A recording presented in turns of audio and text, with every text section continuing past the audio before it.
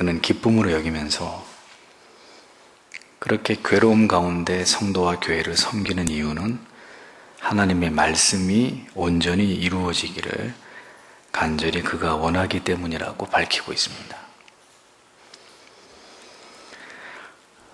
사도의 고백을 들어보면 교회를 섬기는 것은 괴로움이라는 걸 알 수 있습니다. 괴롭지만 기쁨으로 할 수 있는 일이, 이 역설적인 일이 교회를 섬기는, 주님을 섬기는 길이라는 걸 알 수 있습니다. 괴로움은 없고 기쁨만 있든지, 기쁨만 있고 괴로움은 없는 것이면 그 모두는 다 온전히 주님을 섬기는 것이 아니라는 이야기죠. 주님을 섬기는 길은 괴로움이 따르는 길입니다. 하지만 또 그 괴로움을 즐거움으로 여길 수 있는 길이기도 합니다. 그러니 괴로움도 있고 즐거움도 있는 것이 온전히 그리스도를 쫓는 길이라는 걸 잊어버리면 안 됩니다. 괴로움은 생략하고 즐거움만 추구한다든지, 즐거움은 없고 신령한 영적인 기쁨과 소망은 없고 주구장창 슬프고 괴로운 날들만 계속되는 것도 올바른 섬김과 신앙의 모습은 아닐 것입니다.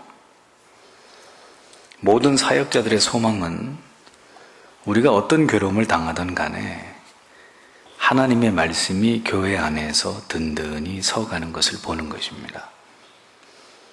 하나님의 말씀이 교회 가운데, 그리고 교회를 통해서 하나님의 말씀이 이루어져 가는 것을 보는 것. 수백억을 들여서 교회가 육중한 건물로 올라가는 걸 지켜보는 게 기쁨이 아니고, 성도의 수가 기하급수적으로 늘어나는 것이, 그것이 교회를 바라보는 기쁨이 아니고, 성도가 10명이 됐든 5명이 됐든 하나님의 말씀이 그 공동체 안에서 신실하게 이루어져 가는 것을 보는 것, 그것이 진정한 기쁨입니다. 사람이 많으면 뭐 하겠어요? 영적으로 다 오합지졸들이고 다 자기 잘난 멋에 교회를 신앙생활이 아닌 종교적 자기 안위를 위해서 다니는 사람 일색이라면 그 성도가 1000명이면 뭐하고 10,000명이면 뭐 하겠습니까? 그것은 우리의 기쁨이 아니에요.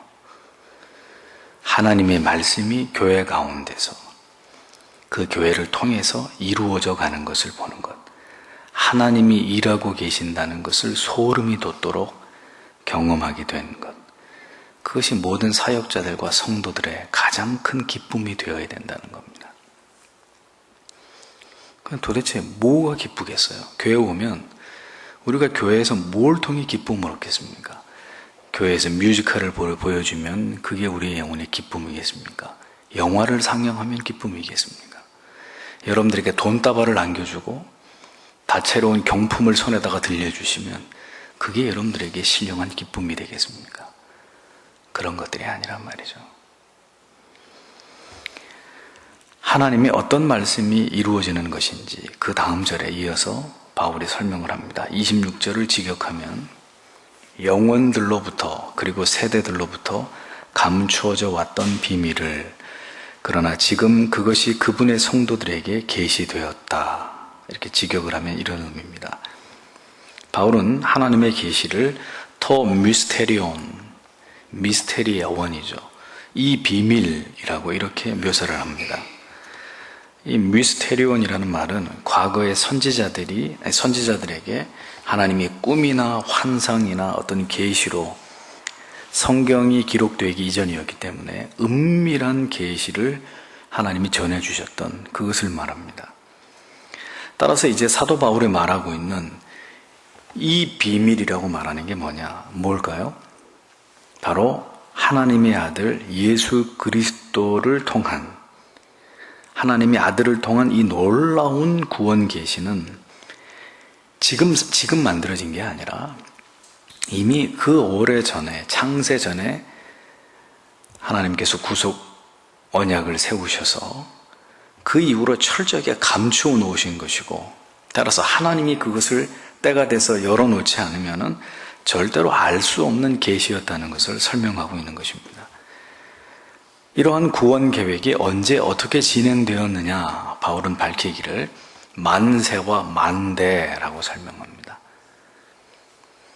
만세와 만대로부터, 그러니까 인류의 모든 시간과 역사 가운데 하나님의 구원 계획이 우리는 몰랐는데 감추어져 있었으니까, 감추어져 있었다고 해서 없었던 것이 아니라 하나님의 구원 계획이 이 모든 인류의 시간과 그리고 역사 속에서 이렇게 진행되어 오고 지금까지 성취되어져 왔다는 것을 의미합니다.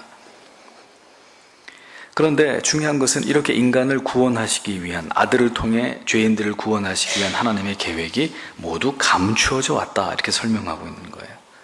그 감추어져 있었던 하나님의 구원 계획이 이제는 성도들에게 활짝 열려졌다는 거예요. 공개가 되어버렸다는 겁니다.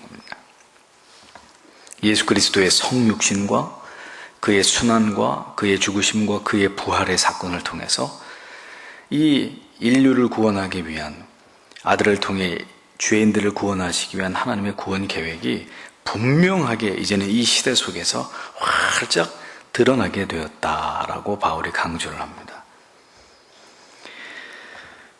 이 위대한 계시, 저는 이것이 드러난 비밀이라는 표현으로 사용하고 싶습니다. 드러난 비밀, 말이 어폐가 있죠. 모순이 됩니다. 왜 드러난 비밀이냐? 이 시대의 모든 사람들은 예수 그리스도가 누구인지를 알고 있습니다. 웬만한 사람들은 이 기독교의 존재를 모르는 사람이 없죠. 예수 그리스도의 선명한 복음을 들을 기회들이 분명히 세상 사람들에게도 주어졌습니다. 교회 밖에 있는 사람들에게도, 또 교회 안에 있는 사람들에게도 선명한 복음은 전해주고, 그래서 심지어 교회 안에 있는 사람이라 할지라도 이제는 맹목적인 신앙, 무지한 믿음, 그래서 잘못 알고 있는 구원관을 일깨워주는 그런 분명한 복음과 메시지들을 통해서 이제 무엇이 진정한 구원인지를 다 알게 됐단 말이에요. 그런데도 불구하고 이것이 비밀인 이유는 뭡니까? 열려진 비밀이라고 말한 이유는 다 알려졌다고 해서 다 믿고 있습니까? 그건 아니라는 거죠. 분명히 이 구원의 위대한 복음이 다 공개가 됐는데 계시를 들어도 전혀 무관심한 사람들은 아직도 이 시대에 적지 않아요. 분명히 하나님의 말씀이 전해지는데도 귀 막고 눈 막고 마음 걸어 잠궈버리고, 그리고 교회 다니는 사람만 해도 교회 안에 부지기수입니다. 그렇기 때문에 진리는 드러난 비밀이에요. 여전히 드러난 비밀이에요. 드러나 있지만 들을 귀 있는 사람은 듣고 듣지 않을 사람들에게는 여전히 비밀로 감춰져 있는,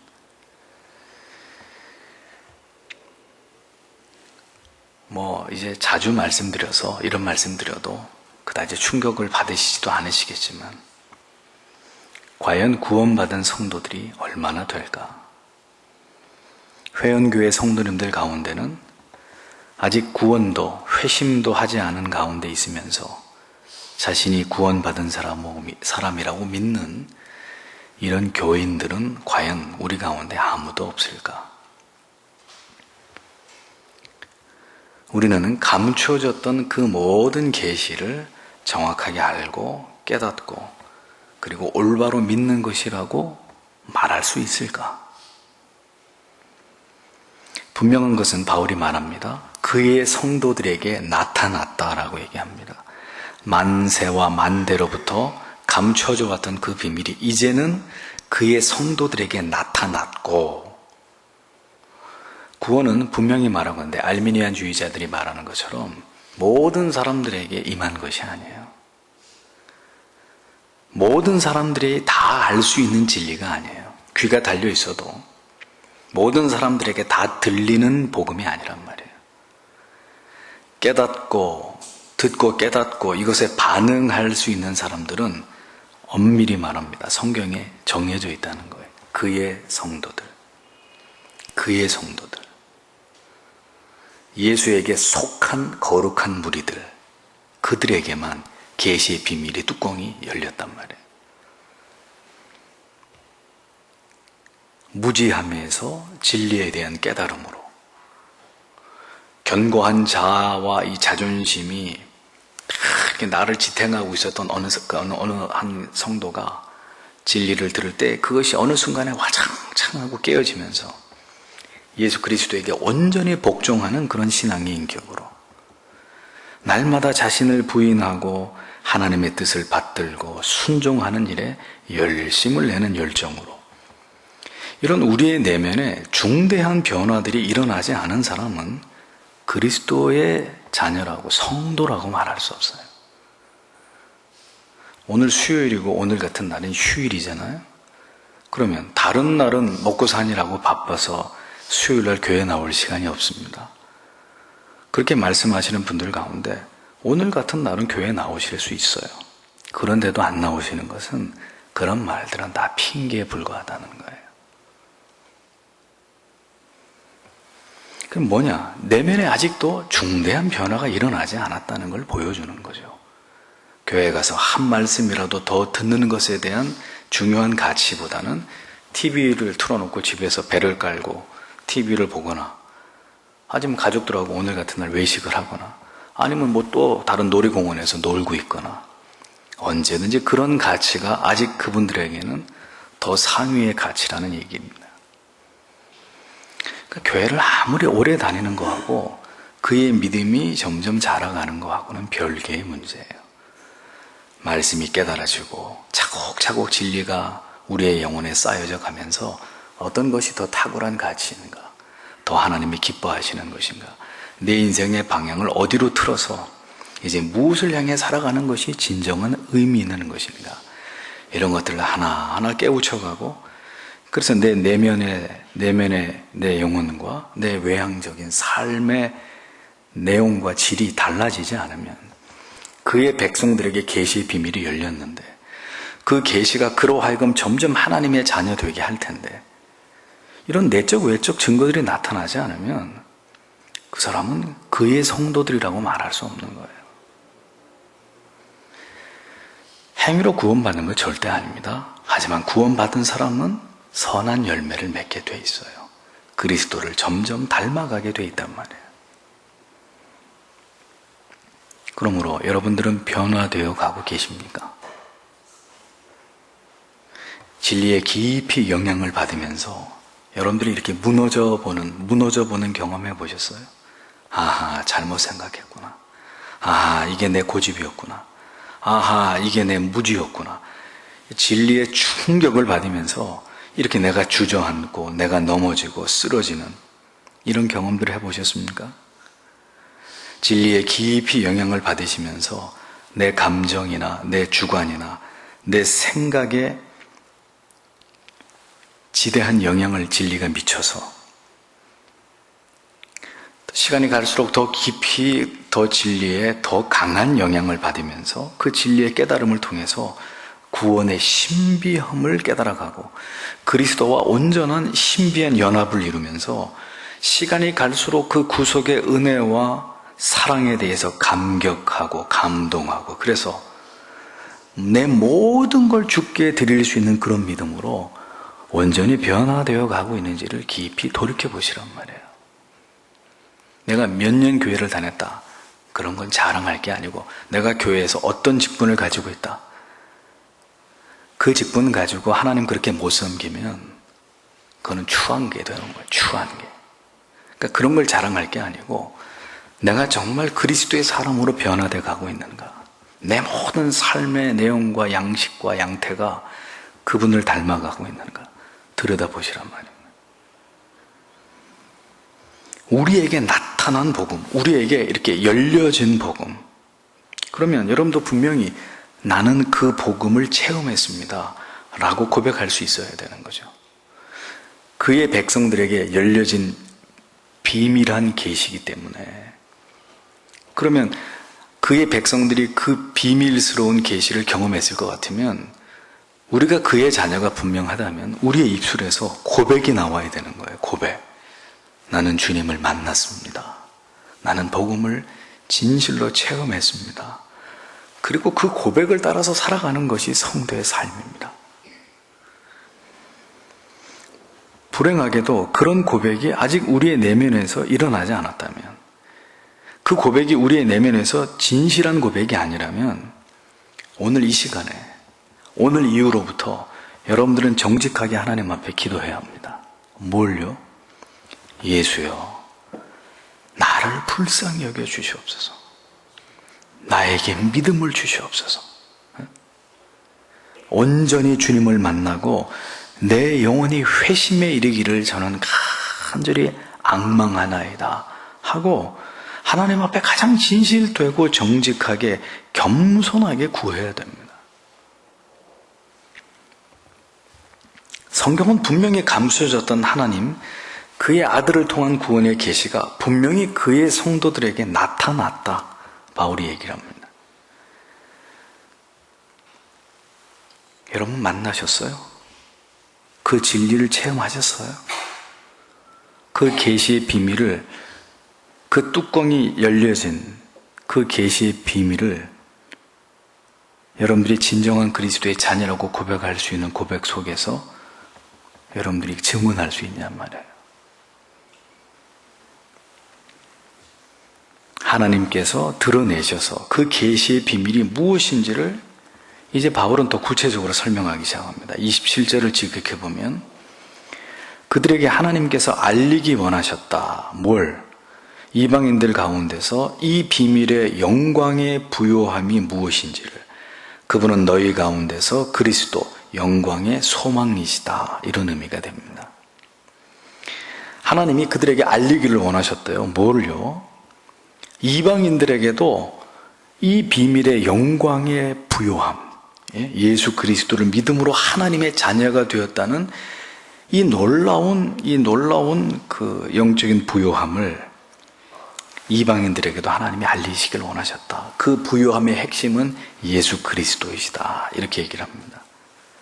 자, 그러면 하나님이 그의 백성에게 감춰졌던 계시를 공개하셨는데 그 계시가 뭐냐? 이제 그 알맹이 속으로 들어가 보면 뭘 알리시기를 원하셨단 말이냐? 그 핵심이 뭡니까? 바울은 지금 이방인 교회, 골로새 교회 성도들에게 복음을 알지 못하는, 지금 우리도 마찬가지죠. 복음을 알지 못하는 이방인이라 할지라도 역사 속에서 계시되었던 하나님의 구원 계시의 그 중심인 예수 그리스도, 그분을 경험하게 되는 영광을, 그를 영접하게 되므로 그 하나님의 놀라운 은총과 사랑을 모든 이방인들까지도 경험하게 되기를 하나님은 원하셨다. 이렇게 바울이 설명을 하는 거예요. 하나님 아버지의 뜻과 그분의 마음이 모든 열방에게, 모든 열방의 이방인들에게까지도 그들을 구원기 위해서 이 세상에 오신 예수 그리스도를 알게 되는 것이다. 그것이 하나님의 뜻이다. 그것이 하나님이 간절히 바라신 하나님의 소원이다. 이런 얘기를 합니다. 그런데 여기 성경을 잘 보면 대충 아는 게 아니라 어떻게 풍성한 것을 이라고 말씀하고 있는 것을 주의해서 보셔야 돼요.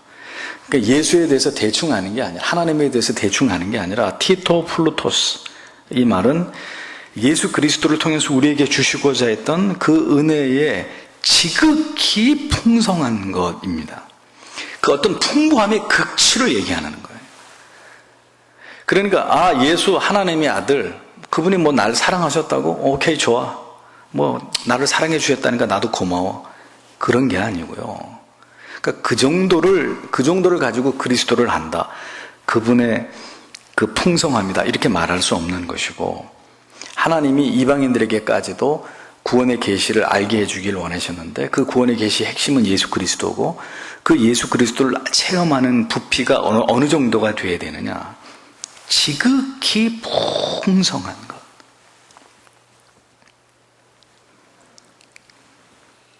너희 안에 계신 그리스도니 곧 영광의 소망이니라 라고 말씀하고 있는데, 우리가 예수를 믿고 하나님의 자녀가 되었다는 게 이 세상 모든 만물을 다 주고도 바꿀 수 없는 정도로 나에게 있어서 이 진리가 지극히 풍성한 것이 되게 하셨다는 거예요. 그래서 내가 여쭤보고 싶은 거예요. 예수 믿고 구원 받으셨죠?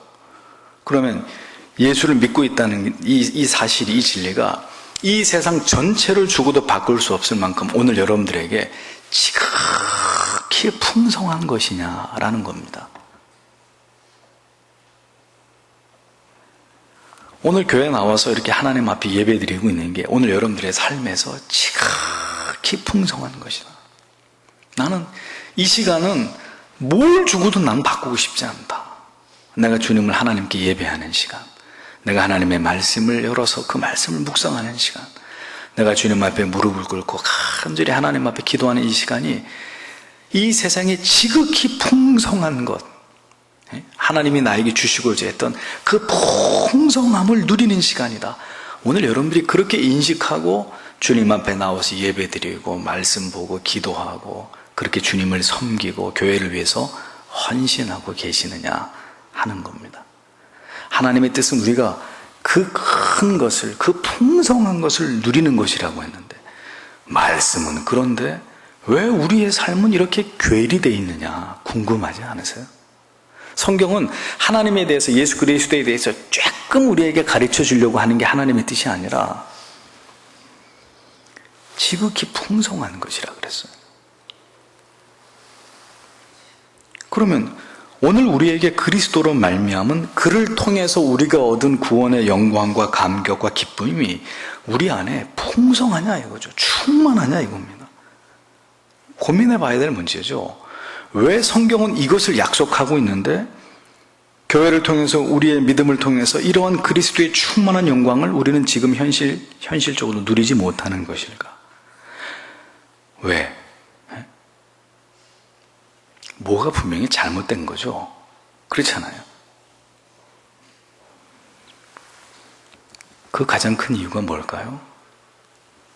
그리스도를 통해서 그 지극히 풍성한 것을 우리가 누리고 있지 못한다. 그 얘기는 그리스도가 우리의 머리가 되시지 않기 때문이라는 겁니다. 그리스도가 머리 되심으로 그의 모든 지시에 따라서, 그의 모든 뜻에 따라서, 그분의 모든 의지에 따라서 교회가 유기적으로 복종하고 하나님의 뜻을 이루어가고 그렇게 될 때 이 풍성한 것이, 이 풍성한 구원의 감격과 영광이 그 교회와 그 교회를 섬기는 성도들의 것이 되는 것이죠. 그런데 교회의 머리 대신 그리스도를 그렇게 따르고 추구하고 그 뜻을 이행하지 않고 있으면 진리는 우리에게 그 지극히 풍성한 것을 주시겠다고 하는데도 우리는 그게 뭔데? 나는 그런 걸 느껴본 적이 없는데? 이런 상태가 되어버리는 거예요. 이런 모순이 교회 안에 존재할 수밖에 없는 거예요. 성경 안에서는 그런 게 있군 하고 이해할 뿐이지 실제로 하나님을 신앙하는 우리의 삶 속에서는 지극히 풍성하다, 그 개념 자체도 이해가 안 되는 이런 날들이 지루하게 반복될 수밖에 없는 거예요.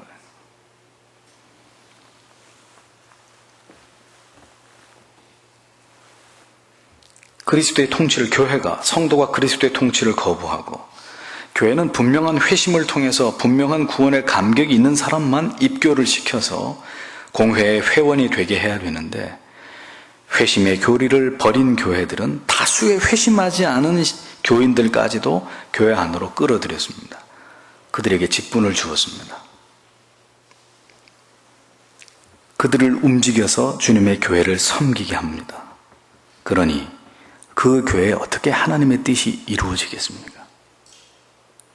그 교회에 어떻게 하나님의 계획하신 바가 그 교회를 통해서 이루어지겠습니까? 영적인 소경이고 안진뱅이 된 자들을 통해서 어떻게 하나님의 나라가 도래하겠습니까? 오늘 우리에게 영광의 소망이 있나요? 성경을 그냥 우리가 읽으면 안 되고 이 말씀에 우리 자신을 비춰봐야 돼요. 여러분들에게 영광의 소망이 있습니까? 그리스도로 말미암은 충만한 기쁨과 은총이 여러분들의 영혼을 지배하고 있나요? 왜 우리는 이렇게 어렵게 신앙생활을 하고 늘 교회로 인해서 마음의 고통과 괴로움을 맛보지 않으면 안 되는 걸까요? 하나님은 결코 우리의 이러한 모습과 신앙을 위해서 아들의 그 계시의 비밀을 열어서 아들을 통한 그 위대한 구원을 우리에게 주신 것이 분명히 아니라고 바울은 얘기하는데도 왜 우리의 현실은 이러하냐? 우리는 진리를 통해서 무엇이 잘못되는 것인지를 깊이 생각해 봐야 돼요. 오늘의 불행도 고통도 하나님의 뜻이라는 그런 이상한 궤변 같은 거 집어치우고, 그게 우리가 잘못한 거지 어떻게 우리의 고통이 하나님의 뜻입니까? 우리가 저질러가지고 고통당하는 게 그게 어떻게 하나님의 뜻입니까? 그런 어리석은 궤변이 어디 있어요? 고쳐야죠. 개혁해야죠. 그 구원도, 그 감격도, 그 영광도, 그 풍성함도 회복될 수 있다는 것을 여러분들이 믿으신다면 회복해야죠. 결국 올바른 진리의 선포라는 게 뭡니까? 성경이 우리에게 말씀하고 있는 바 그 가치를 향해서 교회와 성도들을 나아가게 하는 거예요. 성경이 얘기하고는 이 길이다 하면 그게 뭐가 됐든 간에 교회와 성도들을 이끌고 그 길로 나아가게 하는 거예요. 그게 말씀 선포예요. 올바른 진리의 선포예요. 뒷감당은 주님이 하신다고 믿고 성경이 우리에게 약속해주고 있는 그 가치를 풍성하게 누리고 경험하게 하는 것, 그건 진리를 따라갈 때 하나님이 약속하신 것이기 때문에 교회는 성도들을 이끌고 그 가치를 누릴 수 있는 그 풍성함이 약속된 그 자리로 나아가야 되는 거예요. 어떠한 방해가 있고 우리를 가로막는 사탄의 괴율이 있어도 뚫고 그 가치를 향해서 그 진리만을 바라보고 우리에게 풍성함을 약속하신 그 약속의 말씀을 믿고 가는 거예요. 가보는 거예요. 가다가 죽더라도 가는 거예요. 이를 위해서 바울은 어떤 사역의 목표를 세우고 이것을 이루어 나갔는지를 이어서 설명합니다. 28절에 다시 직역을 해보면 28절에 그분을 우리가 선포한다. 모든 지혜 가운데서 우리가 모든 사람을 경고하면서 그리고 우리가 모든 사람을 가르치면서 우리가 모든 사람을 그리스도 안에서 완성한 자로 세우기 위해서, 이런 의미입니다. 자, 그분을 우리가 선포한다 그랬어요. 복음 전파가 뭡니까? 복음 전파가 뭐예요? 글을 전하는 거예요. 다른 거 전하는 거 아니에요. 우리 교회 목사님, 우리 교회 한번 나오고 우리 목사님 참 훌륭하다고. 목사 전하는 건 복음 전하는 게 아니에요. 우리 교회 한번 나와보시라. 우리 교회 의리의리하게 지었고 파이프 오르간 30억짜리 파이프 오르간 있고, 우리 교회 최첨단으로 지은 교회라고. 무대가 올라갔다 내려갔다 하고. 교회 자랑하는 거, 복음 전하는 거 아니에요. 글을 전파하는 거. 교회는 이것만 있으면 되는 거예요. 예수가 누구인지, 하나님이 어떤 분인지, 진리가 무엇인지, 교회는 그것만 드러내면 되는 거예요. 교회는 예수 그리스도를 전하는 것이 가장 핵심 가치예요. 그리스도를 전하는 일을 가장 중요한 일로 여겨야 되는 것이 교회예요. 그거보다 더 중요한 가치는 없단 말입니다. 그래서 바울은 에베소서 1장 16절 이하에서 에베소 교회 성도들을 위해서 어떤 기도의 제목을 놓고 그들을 위해 기도하고 있었느냐? 그 기도 제목을 잘 보면 이 골로새 교회하고 유사한 부분인데, 목회자가 성도들을 위해서 기도해 주어야 될 가장 중요한 기도의 제목이 뭔지가 나와 있어요. 너희를 인하여 감사하기를 마지 아니하고 내가 기도할 때 너희를 말하노라. 뭘요? 우리 주 예수 그리스도의 하나님 영광의 아버지께서 지혜와 계시의 정신을 너희에게 주사. 잘 들으세요. 지혜와 계시의 정신을, 하나님이 복을 대박 터주는 복을 너희에게 주사. 그런 말이 아니고 지혜와 계시의 정신을 너희에게 주사. 그 다음에 하나님을 알게 하시고 너희 마음 눈을 밝히사 그의 부르심의 소망이 무엇이고 성도 안에서 그 기업의 영광의 풍성함이 무엇이며 그의 힘의 강력으로 역사하심을 따라 믿는 우리에게 베푸신 그 능력의 지극히 크심이 어떤 것을 너희로 알게 하기를 구하노라. 이것이 바울이 에베소 교회 성도들을 위해서 간절히 기도해 주었던 기도의 제목이었습니다. 자, 이 말씀을 보면 에베소 교회와 골로새 교회, 바울은 두 교회와 성도들에게 이 공통적으로 아주 중요한 기도의 제목들을 놓고 그들을 위해서 기도하고 있다는 것을 알 수 있는데, 그게 뭐죠? 뭐예요? 바로 하나님을 그리스도가 누구인지를 깨닫는 거라는 거예요. 그게 핵심이에요. 복 받는 게 중요한 게 아니라 그리스도께서 왜 우리를 구원하셨는지를 깨닫게 되는 지혜를 얻는 것. 지혜와 계시의 정신을 통해서 하나님 말씀 안에서 하나님이 이런 분이로구나. 예수께서 이런 분이시고 이런 삶을 사셨고 그가 나에게 주신 구원이라는 게 이런 어마어마한 거구나. 그럼 구원받은 나는 이제 어떻게 살아서 하나님의 영광을 드러내야 되는 것인가? 이런 것들을 아는 것이 신앙의 핵심이라는 거죠. 그게 근본이라는 거예요. 교회는 그것을 가르치는 것에 집중하면 되는 거예요. 왜 우리의 신앙에 혼란과 대립과 갈등이 일어나는 줄 아십니까? 가장 중요한 이유, 하나님을 모르기 때문이에요. 그의 아들 예수 그리스도가 누구인지 모르기 때문이고, 교회 그거 뭐 하는데요? 교회를 한 30년 다녔어도 교회관, 교회론, 교회가 뭐냐? 교회가 뭘 하는 것이냐? 여기에 대한 아무 지식이 없으니까. 그러니 교회가 계속해서 갈등하고 대립하고 분열되고, 뭐가 하나님의 뜻이야 도대체? 뭘 어떻게 섬기는 게 올바르게 교회를 섬기는 거야? 아무런 지식이 없단 말이에요. 하나님도 모르고 예수도 모르고 구원이 뭔지도 성화가 뭔지도 어떻게 교회 섬기는 건지 직분이 뭔지도 아무것도 모르는 거예요. 그럼 아무것도 모르면 이제 뭘 가지고 하게 돼요? 내 고집 가지고 내 생각 가지고 내 주장 가지고 교회 섬기게 되니까 교회가 어떻게 돼요? 난장판이 되는 거예요. 난장판이.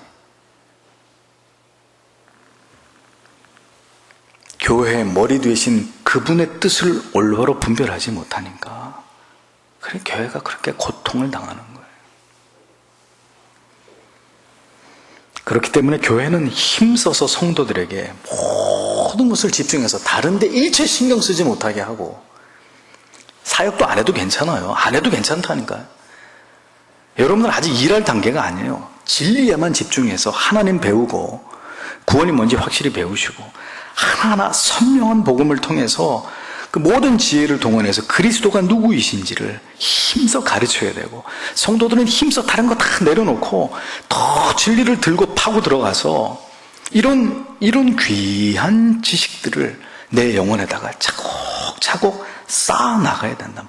심지어 원문에 보면 이것을 따르지 않은 자들에게 경고까지 하고 있어요. 경고하는 것까지 포함하고 있습니다. 당신 말씀대로 살지 않을 거야? 당신 직분 그렇게 감당할 거야? 에? 하나님이 그렇게 우스워? 경고까지 하라 그래요. 경고까지.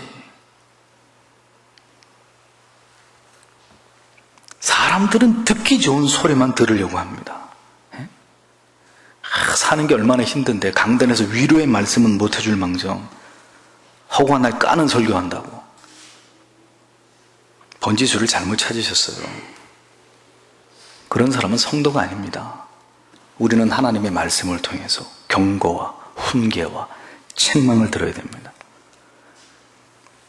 왜 말씀 앞에 바로 서지는 않으시면서 말씀이 나를 치는 거에 대해서는 그렇게 거부하고 싫어하시는지, 나중에 하나님 앞에 가서 어떻게 그분의 낯을 배우려고 다 덮어주고 위로나 해주고 달래달라는 얘기신데 잘못 찾아오셨어요. 교회는 그런 데가 아니에요. 하나님의 말씀은 그런 게 아니에요. 여러분들이 말씀대로 살고자 하실 때 하나님의 말씀을 붙들고 환난과 핍박 속으로 들어가서 하나님 말씀 움켜쥐고 그렇게 사실 때 하늘 문이 열리고 여러분들에게 하나님 위로해 주지 말라 그래도 하나님이 여러분들을 위로하십니다. 말씀대로 사는 자를 위로하지, 믿음으로 사는 자를 하나님이 위로하시지, 내 멋대로 내 고집대로 내 형편과 처지대로 그렇게 믿는 사람을 위로한다고 성경에 어디에 기록되어 있냔 말이에요. 그런 말씀이 있으면 내가 찾아서 분명히 여러분들에게 전했을 거예요. 여러분들 마음대로 살아도 하나님을 위로한답니다. 사랑해 주신답니다. 걱정하지 마세요. 그렇게 말씀했을 겁니다. 여러분들에게. 그러니 무지와 실패와 고통만 있을 뿐인 거예요. 왜? 말씀대로 안 사니까. 말씀대로 안 살면서 위로해달라 그러고 뭐 용기를, 아니에요. 그건 진리가 아니에요. 결국 이러한 모든 노력들을 통해서 사도 바울이 얻고자 하는 게 뭡니까? 영혼을 죽이는 거예요? 성도들 교회에서 내쫓는 것이었을까요? 아니에요. 뭐라 그래요? 모든 사람을, 여기서 각 사람을 세 번이나 나와요. 각 사람을. 모든 사람들을 하나님의 택함받은 모든 하나님의 자녀들을 엔 크리스토스, 그리스도 안에서 어떤 자로? 완성된 자로 세우고자 합니다. 바울이 그렇게 얘기하잖아요. 여러분들의 목적은, 하나님이 여러분들을 부르신 목적은 완성된 자가 되는 것입니다. 천국에 들어가기에 합당한 사람으로 빚어가시는 거예요. 그래서 그리스도의 믿음의 장성한 분량에 이르기까지 너희는 자라가라. 그런 말을, 신의 성품에 참여하라. 베드로전서에는. 거기까지를 말씀하고 있는데 왜 저 밑에서 여러분들은 만족하고 안심해하고 됐어 여기까지만이야. 누가 그렇게 하라고 했어요?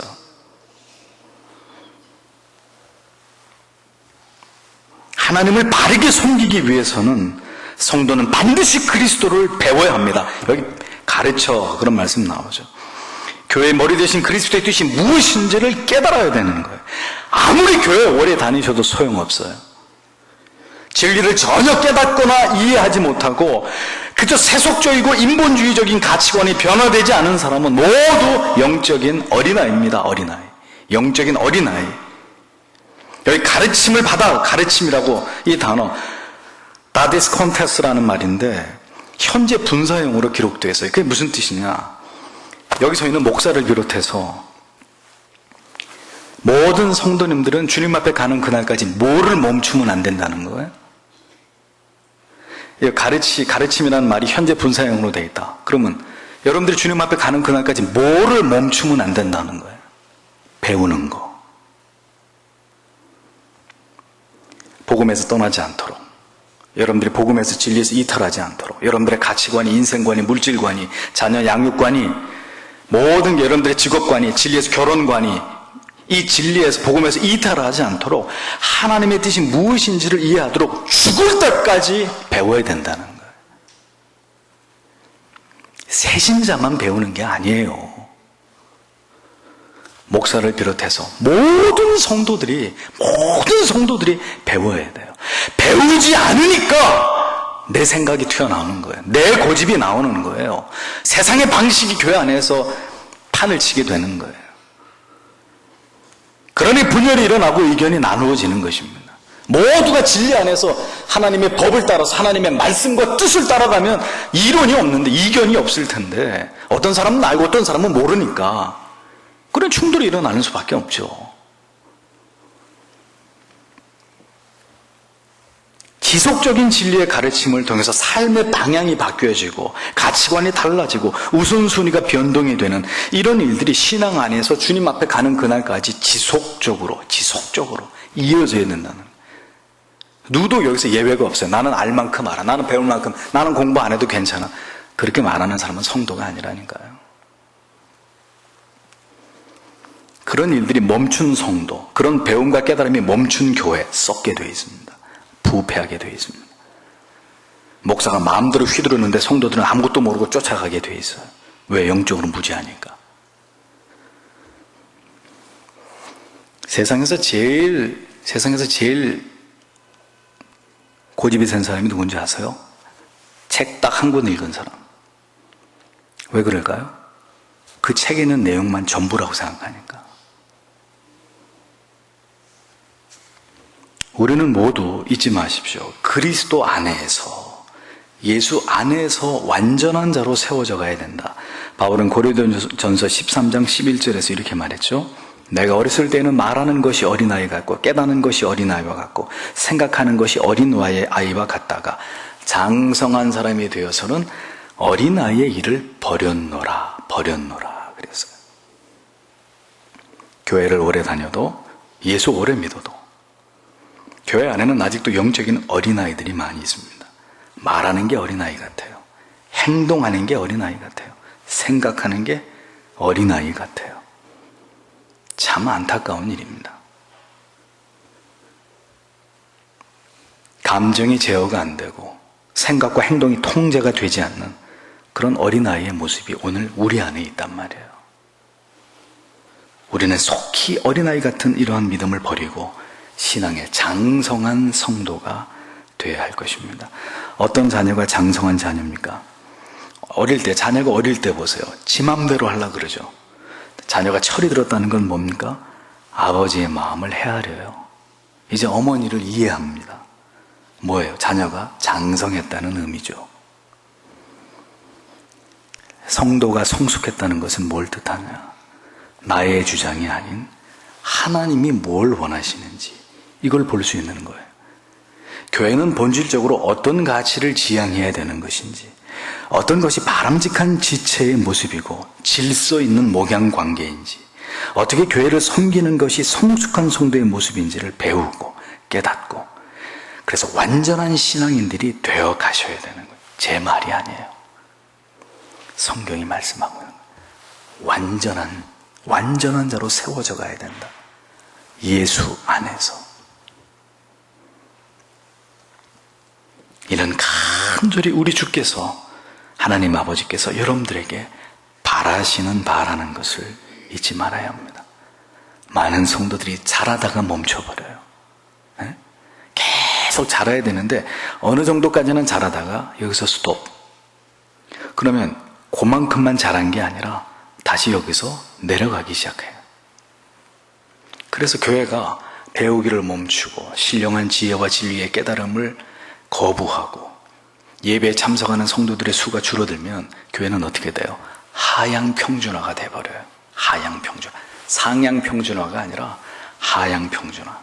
자, 다 좋은 게 좋은 거야. 다 그냥 좋은 게 좋은 거야. 다 그냥 대충 맞춰서 그냥 시끄럽지 않으면 되고 그냥 조용하면 다행인 거고 이렇게 맞춰서 그냥 그렇게 해서 교회가 못 벗어나는 거예요. 어떡하겠어요? 전반적인 수준이 그러면 거기에 더 머물러 있어야죠. 방법이 없잖아요. 모두가 그리스도 안에서 잊지 마십시오. 하나님의 뜻은 여러분들이 완전한 자로 세워지는 거예요. 이 교회가 하나님 보실 때 완전한 교회를 향해 나아가는 거예요.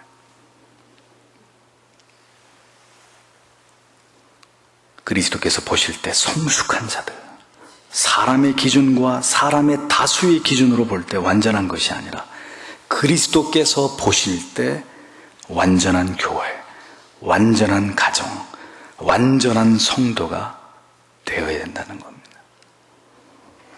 오늘 우리는 완전한가요? 우리는 완전을 향해 지금 가고 있는 것입니까? 아니면 오늘도 가나안 정복 전쟁에 이스라엘 백성들처럼 현실에 안주하고 주저앉아 있는 것인가요? 우리는 언제 완전한 신앙을 향해서 나아갈 수 있는 것일까요? 28년에 된 회영교회는 28살이면 쇠도 씹어 먹을 수 있는 청년인데 우리는 언제 이 왕성한 에너지를 가지고 그냥 무거운 짐들 버쩍버쩍 들고 뛸 수 있을 만큼 우리는 언제 그런 힘을 얻게 될까요? 간절한 기도가 필요합니다. 바울은 바로 이렇게 교회와 성도들을 그리스도 안에서 완전하게 세우는 일을 위해서 뭐라고 했어요? 마지막에 자신은 수고를 다하고 있다 이렇게 얘기합니다. 29절 직역하면 그것을 위하여 또한 내가 수고한다. 세력 가운데서 내 안에서 활동하시는 그분의 활동을 따라서 내가 싸우게 되면서 이런 의미입니다. 바울은 이것을 위해서 혼신의 힘을 다하겠다고 말합니다. 이 원문의 의미를 잘 번역을 하면 힘을 내어서 자신을 수고스러움 안으로 밀어 넣어서 최선을 다해서 그렇게 싸우겠다는 얘기인데 여기서 그 의미가 뭐냐면은 글래디에이터, 검투사들이 검을 들고 검투사들 아시죠? 죽이지 않으면 내가 죽는 거예요. 그러니까 장난으로 싸우겠습니까? 아니죠. 검투사들이 검을 들고 목숨을 걸고 경기장에서 싸우듯이 내가 바로 이것을 위해서, 이렇게 교회와 성도들을 바로 세우는 일을 위해서, 완전하게 그리스도 안에서 완전한 자로 세우는 일을 위해서 목숨을 걸고 싸우는 검투사처럼 내가 내 스스로를 고난 가운데 밀어넣어서 내가 그 일에 최선을 다할 것이다, 이렇게 바울이 다짐을 하고 있는 것으로 골로새서 1장을 마무리하고 있습니다.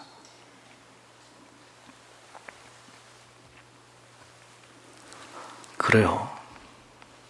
개혁교회를 세워나가는 거, 올바른 신앙으로 교회와 성도님들을 이끌고 나가는 거, 매일의 전쟁이고 전투예요.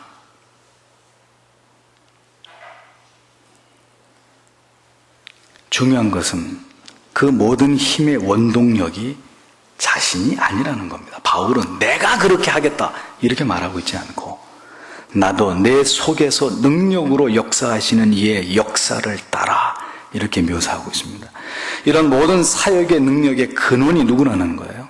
예수 그리스도, 그분의 능력이라는 걸 강조하고 있습니다. 내가 그렇게 할 거야, 이거는 정신 빠진 사람, 그건 제정신이 아니야. 내가 할 수 있을 거야, 이건 제정신이 아니야. 나는 그렇게 못하지만 바울은 누구를 의지합니까? 자신으로 하여금 복음을 위해서 이렇게 수고하고 헌신하게 하는 능력의 근원은 바로 그의 심령 가운데 역사하고 계시는 예수 그리스도이시다. 그는 예수 그리스도의 심장을 가지고 있는 그런 사도였잖아요. 예수가 나를 그렇게 하게 만든다, 이렇게 증언하고 있습니다. 예수 때문에 그렇게 할 수 있다는 거예요. 내 안에 있는 예수 그리스도가 자신을 강권해서 그렇게 하기를 원하신다, 이렇게 설명하고 있습니다. 오늘 우리에게도 마찬가지입니다. 우리의 모든 힘의 근원이 누구입니까? 예수 그리스도이십니다. 우리 각자의 믿음이, 여기 있는 목사로부터 시작해서 여러분 모두의 믿음이 모두 다 그리스도에게 깊이 뿌리 내려져 있다면 우리는 절대로 지치지 않을 것입니다. 우리는 절대로 패배하지 않을 것입니다. 아니, 패배하더라도 반드시 일어나게 될 것입니다. 우리는 절대로 뒤로 물러서지 않을 것입니다. 그리스도께서 우리에게 감당할 능력을 공급해 주실 것이기 때문이죠. 걱정할 게 없어요. 그러니까 오늘 우리가 걱정해야 될 것은, 우리가 하나님의 편인가? 그걸 걱정할 게 아니라 하나님이 우리의 편에 서 계신가? 오늘 우리 교회가 하나님의 뜻에 서 있나? 그게 아니라 하나님이 우리와 오늘 함께하고 계시느냐? 우리가 뭘 하든지 그건 중요한 문제가 아니에요. 하나님이 오늘 나와 내 가정과 하나님이 이 회원 교회와 함께 하시느냐, 이게 문제예요. 우리 모두가 그리스도의 뿌리 내려 있으면 아무것도 걱정할 필요가 없어요. 그의 능력에, 그 끊임없는, 멈추지 않는, 절대로 바닥나지 않는 그분의 그 능력의 샘에서 물을 길어 올려서 우린 절대로 가라지 않을 것이고, 우리의 눈은 절대로 눈 바닥에 갈라지는 일이 없이 물된 동산처럼 늘 하나님의 은혜로 풍성할 수 있지만, 문제는 그리스도의 뿌리 내리고 있지 않으면 문제는 달라지는 거죠. 우리는 늘 가라고, 목마르고, 고통당하고, 궁핍하고, 어렵고, 지치는 인생을 살 수밖에 없는 겁니다. 뭘 해도 안 되는. 그리스도가 내 편에 서 계심을 확신한다면 이제 마지막으로 힘을 다하여 수고하노라. 힘을 다해서 수고하노라. 잊지 마세요. 힘을 다하는 것이 아니면 주를 위한 것이 아닙니다. 대충 편하게 내 처지에 따라서 그렇게 섬기는 건 주를 섬기는 게 아니에요. 그건 장난치는 거죠. 힘을 다하여 수고하노라. 내가 죽도록 충성하라. 힘을 다해서 하는 게 아니면 주를 위해서 하는 게 아니에요. 어떨 땐 내 자신을 위해서 하는 일에도 힘을 다해서 하잖아요. 근데 주를 위해서는요. 내 직장 다니는 거 죽을 힘 다해서 하잖아요. 내 사업하는 거 죽을 힘 다해서 하고, 내 자식 교육시키는 거 죽을 힘 다해서 하면서, 주의 일을 하는 거는 죽을 힘을 다해서 안 한다. 그건 죽게 하는 게 아니죠. 그거는 교회를 위해서 하는 게 아니에요. 그의 나라를 위해서 하는 게 아니란 말이에요. 자신을 수고로 밀어넣고 쉬지 않는 시간으로 밀어넣으면서 교회를 위해서, 주님의 나라를 위해서 더 자신에게 가혹하게 채찍질하면서 바울이 그 얘기를 하고 있는 거예요. 나를 그렇게 혹독하게 나는 몰아갈 것이다. 왜? 그것이 주께서 나에게 맡기신 것이고, 그렇게 할 수 있는 힘은 그분이 나에게 주실 것이기 때문에, 그것이 하나님을 기쁘시게 하는 일이기 때문에 바울은 그렇게 하겠다고 이야기하고 있는 것입니다. 내 힘으로 될 일이 아니에요. 우리의 생각과 계산으로 될 일이 결코 아닙니다. 주의 도우심이 필요합니다. 주의 도우심이 절실히 필요하다는 걸 안다면 절대로 안 된다 이런 얘기 하지 마시고 제발 간절히 좀 기도하세요. 된다 안 된다 그런 얘기 하지 마시고 주의 도우심이 있어야 되는 일이라고 생각하신다면 제발 기도하시란 말이에요.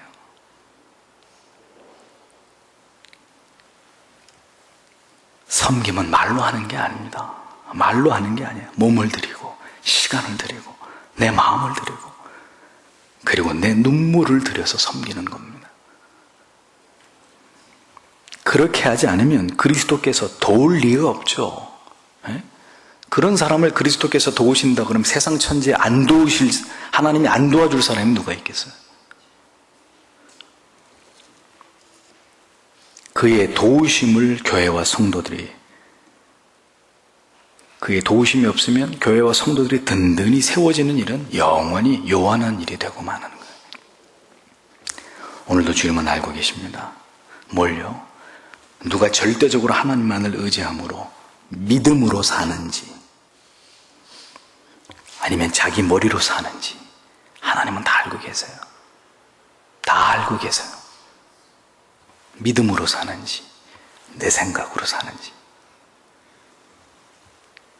오직 예수 그리스도의 도우시는 힘으로 그의 능력으로 모든 것들을 넉넉하게 감당해내는 구원받은 그리스도의 완전한 일꾼들로 여러분들은 오늘도 내일도 1년 뒤에도 그렇게 세워져 가셔야 될 하나님의 자녀들이라는 것을 잊지 마십시오.